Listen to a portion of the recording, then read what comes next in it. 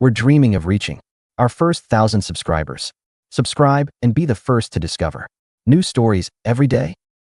It was a Friday evening in our Arlington, Virginia, split level, the kind of night where you're supposed to crack a soda and feel the weekend stretch out like a clean slate.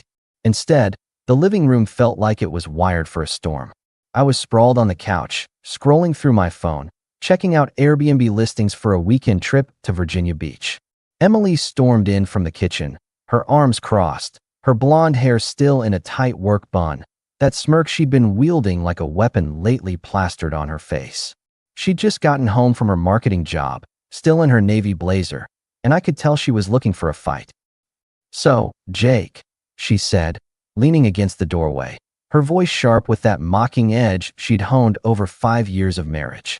"What's your big plan for the weekend? Another one of your thrilling hikes? Or are you going to bore me to death with some PBS special?"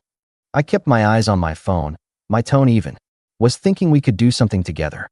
Hit the coast, grab some crab legs, just us. Been a while since we had a good weekend." She let out a short, biting laugh, like I'd just suggested we spend the weekend sorting laundry. "Together? Seriously, Jake? Why don't you just go to your little outdoorsy thing by yourself? I'd have a way better time without you dragging me down."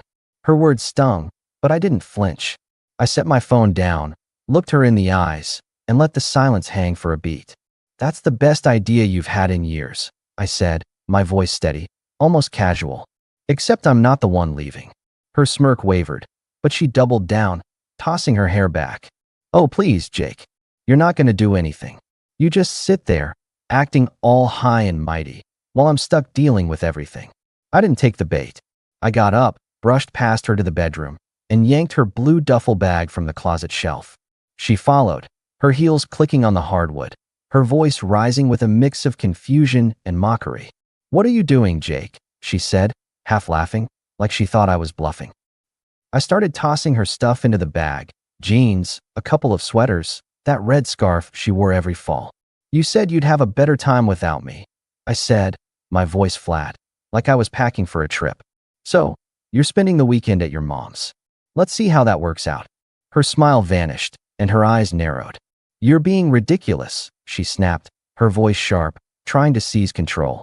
"It was just a dumb thing I said. I had a crap day at work, okay?" "Dumb things don't just slip out like that," I said, zipping the bag. "You meant it. I'm just helping you follow through." I slung the bag over my shoulder, grabbed her coat from the hook by the door, and held it out. "Let's go, Em. Truck's outside." She stepped closer, her hands on her hips, her voice loud now. "This is insane, Jake. You're blowing this way out of proportion." "I didn't mean it like that." "You said it," I said, my tone calm but cutting. "That's enough. Get in the truck or walk to your mom's. Your call." She stared at me, her jaw tight, like she was waiting for me to crack. I didn't. Finally, she snatched the coat, muttering about how stupid this was, and stomped out to my F-150. I tossed the bag in the back, held the passenger door open, and waited. She climbed in, slamming the door, her arms crossed like a sulky kid. The drive to her mom's place in Alexandria was dead quiet. No radio, just the hum of the engine and the occasional streetlight flashing across her face. When we pulled up to Linda's split-level house, I set the bag on the porch. Linda opened the door, her graying hair pulled back, her eyes flicking between us. "Jake, what's going on?" she said, her voice sharp with worry, her hands gripping the doorframe. "Ask your daughter," I said, my tone even. "She'll fill you in." Emily grabbed her bag, shot me a look that could have burned through steel, and stormed inside. Linda started to say something, but I was already back in the truck, the cool night air slipping through the cracked window as I drove home. She thinks she can just toss out lines like that, and I'll eat it? If she wants to act like I'm the problem, let her see how it feels to be on her own. For 4 days, it was radio silence. No calls, no texts, nothing. I went about my routine: gym at 6 a.m., work at the construction company I manage, grabbing a burger and a soda at Rusty's Diner. The house was quieter without her, but it wasn't empty. It was like turning off a car alarm that had been blaring for years. I didn't miss the noise. On Tuesday, I got a text from my buddy Mike, who runs an auto shop on Route 5. "Yo, Jake, you see Emily's Insta? She's posting all these sad quotes about knowing your worth and moving on. Looks like she's trying to make you the bad guy." I was at my desk, going through blueprints for a new office build. I texted back. She said she'd be better off without me. I sent her to her mom's to test it out. Mike replied with a string of laughing emojis. Savage man. She's acting like you kicked her out for no reason. Let her, I typed back. She'll run out of steam. She's playing the victim on social media? Cute. Let's see how long that lasts when no one's buying. On Wednesday evening, my phone buzzed while I was grilling chicken in the backyard, the smell of charcoal thick in the air. Emily's name on the screen. I let it ring 5 times, just to make her sweat, then picked up, leaning against the patio railing. Hey, she said, her voice softer than usual, almost sweet, like she was trying to rewind the clock. Jake, look, I was way out of line on Friday. Work's been killing me, and I said something I shouldn't have. I flipped the chicken, my tone dry. Yeah, you did. Telling me you'd be better off without me isn't exactly a small thing, Em. She sighed, a little too dramatically. I was just frustrated, okay? It didn't mean anything. Can we talk? Like in person? Talk about what? I said, setting the tongs down. You said what you said. Sounds like you've got a plan. I just gave you the space to run with it. That's not fair, she said, her voice tightening, a hint of irritation creeping in. I didn't mean it literally. You're acting like I meant it forever. I leaned back, my tone steady. You don't say something like that unless it's already in your head, Em. You meant it enough to let it out. So, I'm letting you have it. Stay at your mom's. See how it feels. Jake, come on, she said, her tone shifting to something almost pleading. I'm sorry, okay? I didn't think you'd take it this far. Can you just come get me? We can figure this out. Nah, I said, checking the grill. You wanted a better time without me? You're getting it. Let me know how it goes. I hung up before she could respond. She thinks a quick apology fixes this? Not how it works.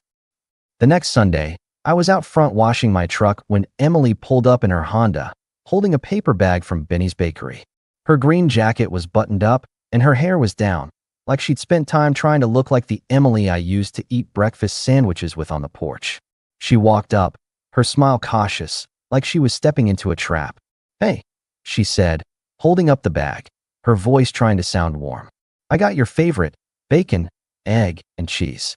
Thought we could eat, maybe talk? Like we used to. I kept scrubbing the truck's hood, my tone dry. Like we used to? You mean before you said you'd be happier without me? Her smile faded, but she pushed through, stepping closer. Jake, I told you, I didn't mean it. I was stressed. Work's been hell, and I said something dumb. Can we please move on? I set the sponge down, turned to face her, and crossed my arms. Move on? Em, you don't just say you'd be happier without your husband and then act like it's nothing. That's not a typo you get to erase. She set the bag on the porch steps, her voice sharper now, her hands fidgeting with her jacket zipper. I'm trying here, Jake. I brought breakfast. I'm standing here. What do you want from me? I walked over, picked up the bag, and opened it. The smell of warm sandwiches hit me. I took one out, unwrapped it, and took a bite, leaning against the truck. Good sandwich, I said, chewing slowly, my eyes on her. Doesn't change what you said. You meant it.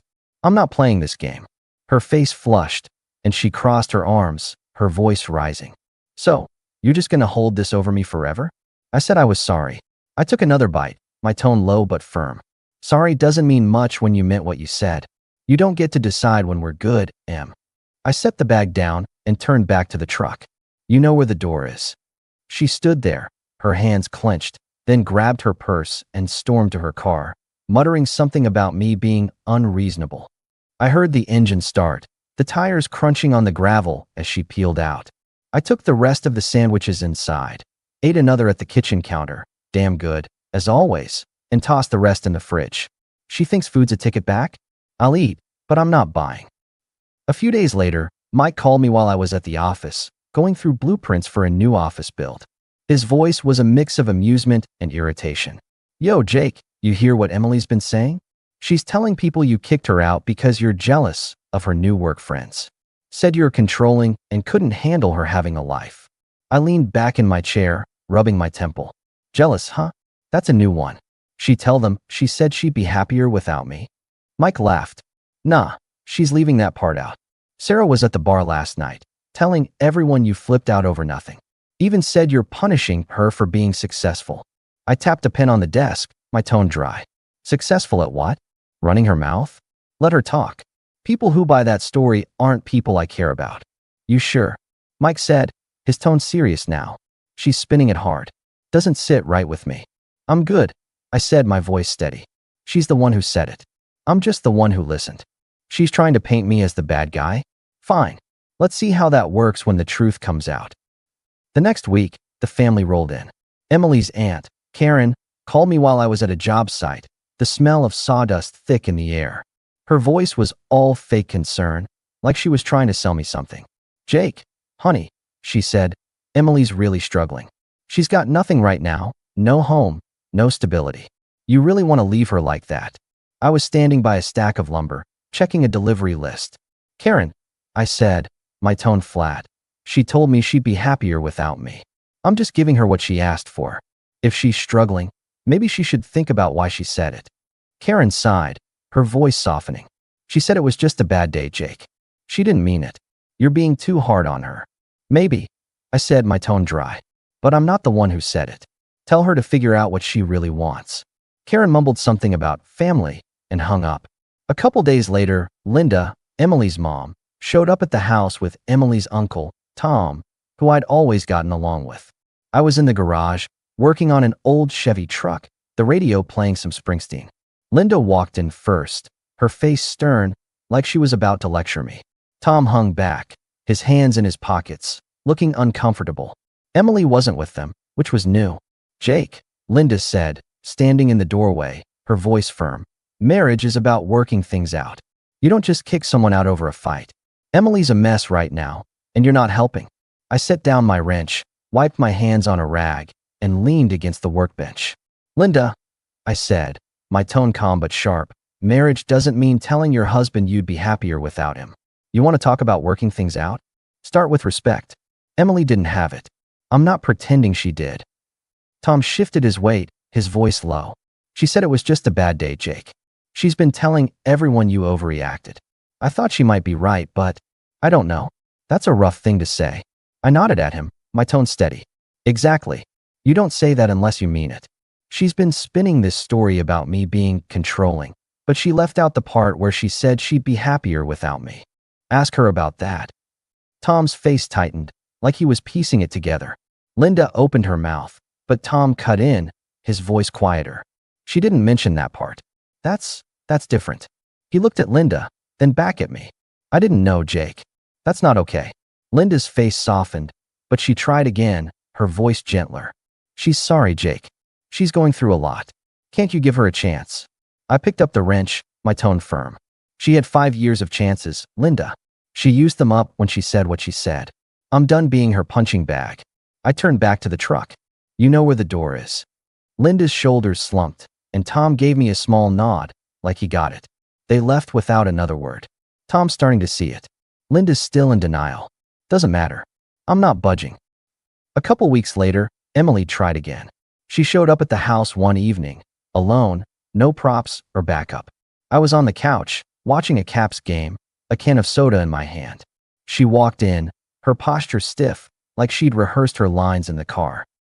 We need to talk, she said, her voice trying to sound mature, like she was the reasonable one. Like adults, Jake. I muted the TV, leaned back, and nodded at the chair across from me. Go ahead. Talk. She sat down, her hands folded in her lap, her voice measured. I know I screwed up. I shouldn't have said what I said. It was a mistake, and I'm sorry. But you're taking this too far. Kicking me out? Over one dumb comment? We could have just talked it out. I leaned forward, my tone calm but pointed. You didn't say let's talk, Em. You said you'd be happier without me. That's not a comment. That's a choice. And you don't get to decide how I take it. Her eyes narrowed, and she leaned forward, her voice rising, her hands gesturing wildly. It was a bad day, Jake. I was pissed off. You've never said something you didn't mean when you're pissed. Sure, I said, shrugging. But I've never told you I'd be happier without you. That's not a bad day thing. That's a this is how I feel thing. You meant it, Em. She scoffed, her voice loud now. So what? You're just done? 5 years, Jake, and you're gonna throw it all away because I said something I didn't mean. I stood up, my tone low but hard. It's not one thing. It's you snapping at me every time you're stressed. It's you acting like I'm the problem when I'm just trying to plan a damn weekend. It's you thinking you can say whatever you want, and I'll just eat it. I'm done, Em. You want it better? Go find it. She stood too, her voice shaking with anger, her hands adjusting her jacket like she was trying to hold herself together. You're impossible. I'm trying to fix this, and you're just shutting me out. I walked to the door, held it open, and looked at her. You shut yourself out. I'm just making it official. Go figure out what you really want. She grabbed her purse, her steps heavy, and walked out, trying to keep her head high. The door clicked shut, and I turned the game back on. She's not used to losing. Too bad. The final act was pure Emily, desperate, theatrical, and doomed. She showed up one evening with her friend Sarah, the one who's always stirring the pot. Mike had warned me the day before that Emily was telling people I'd overreacted and was punishing her for her success. Sarah had been spreading it at the bar, saying I was jealous of Emily's new work friends. I wasn't surprised when they walked in, Emily talking loud, her laugh forced, like she was putting on a show. Hey Jake, she said, her voice bright, like we were old pals. Sarah and I were just passing by, thought we'd stop in. I've been thinking a lot, and I get it now. I messed up, okay? I'm ready to work on this. Sarah nodded, her smile fake as hell. Yeah, Em's been really reflecting, she said, her voice dripping with insincerity. She's in a better place now. I stood up, walked to the door, and held it open, my tone cold. Good for you, Em. But the only thing that's changed is where you sleep. You don't live here anymore. Sarah's smile dropped, and she glanced at Emily, her voice low. I told you, Em. He's not gonna let this go. Emily's face went red, and she stepped closer, her voice loud and defensive, her hands gesturing wildly. You're being a jerk, Jake, she said, her tone a mix of anger and desperation. I'm trying to make this right. I'm here, apologizing, and you're just throwing it in my face. I leaned against the doorframe, my tone even but sharp. You don't make this right, Em. You said you'd be happier without me. I heard you. I'm just giving you what you wanted. You and Sarah can take your little act somewhere else. Sarah grabbed Emily's arm, her voice quiet but urgent. Em, come on. This was a mistake. Let's go. Emily yanked her arm away, her eyes shiny, her voice breaking. You're gonna regret this, Jake. You're throwing away everything. I shrugged, my voice calm. If it's everything, why'd you say you didn't need it? Doors open. Use it. Emily stormed out, Sarah trailing behind, her head down like she'd just lost a bet. The door clicked shut, and the house was quiet again. She thought she could roll in with a sidekick and rewrite the story. Wrong. I didn't file for divorce right away. Part of me wanted to see if she'd own up, maybe come clean about why she'd said what she said. But after that stunt with Sarah, I was done waiting. I called my lawyer the next week, got the paperwork started. It wasn't about anger. It was about closing a chapter that had been open too long. Emily had taken her clothes and personal stuff, but she'd tried to grab the coffee maker and a couple framed prints from the living room. I told her to take what was hers and nothing else. The house was mine before we got married, and I wasn't splitting anything I'd paid for. The divorce was clean, no big fights over money or property. She didn't have much ground to stand on, and she knew it. I heard from Mike she'd been complaining to friends about starting over, but I didn't care. She'd made her choice. 3 months later, I ran into her at the Giant on Route 7. I was grabbing a cart, heading for the produce aisle, when I saw her by the apples, looking worn out, her hair messy, her jacket wrinkled. She saw me, and her face softened, like she was trying to find the right words to undo it all. Jake, she said, her voice quiet, almost shaky, her hands fidgeting with her cart. I messed up. I know that now. I shouldn't have said what I said. I was in a bad place, and I didn't mean it. I grabbed a bag of apples, my tone flat. You meant it when you said it, Em. That's all I need to know. Her eyes welled up, and she let out a short, desperate laugh, her voice cracking. You're really gonna end it like this? Over one stupid thing I said. I set the apples in my cart, my voice calm but final.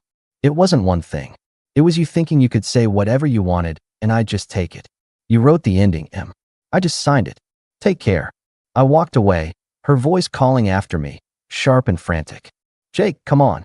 You can't just... I kept going, the store's fluorescent lights buzzing overhead. She's sorry now? Too late. The story's over.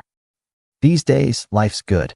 I'm still in the house, still hitting the gym, still grabbing burgers at Rusty's. Mike and I catch caps games at the sports bar, and I've been sinking time into fixing up that old Chevy in the garage. New paint, new tires, almost ready to drive.